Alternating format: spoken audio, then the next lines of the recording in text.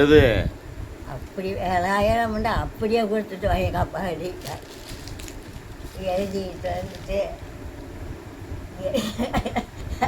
இந்த சொன்ன திருப்பாரு எழுதிட்டு வந்துட்டேன். நான் வேதாமல் உட்காந்துருக்கேன்.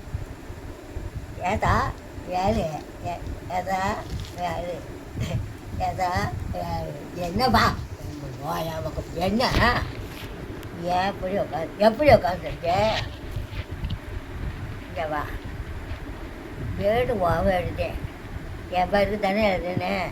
ஆமாம், நீ உன் பிள்ளைகளை வச்சுக்கிட்டு நீ நல்ல முறையில் வந்து ஆண்டாயிரம் கொடுத்து நீ இருக்கணும்னா நீ இருந்துக்கோ. அது இவங்க இருக்கணும்ட்டாலும் இருந்துக்கிறாங்க. ஒருவருக்கு ஒருவர் என் வீடு ஒவ்வொருன்னு ஒருத்தர் சொல்லக்கெல்லாம் வேணாம். நான் இனி இப்போ எப்படி சொன்னேன்? உன் வீடு இல்லை இப்போ பழையபடிக்கு திருப்பிடா இப்படியெல்லாம் திருப்பக்கூடாது. அவங்க கடையில் இருந்து ஒரு வந்துட்டாரு.